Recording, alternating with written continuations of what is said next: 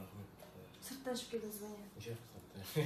Тоспасаңыз мен сырттан ішіп келді деп ойлаймын. Ой, тойдым деймін. Сосын сырттан ішіп келді деп ойлаймын. Сосын ренжіп қалдым.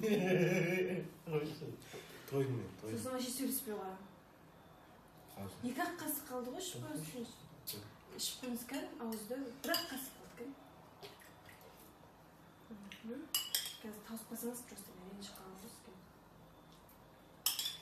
Бітті уже. Молодец. Тауысып қойды.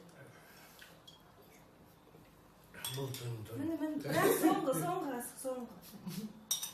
Мына мен үшін соңғы рет. Мына мама үшін соңғы рет. Мынау папа үшін.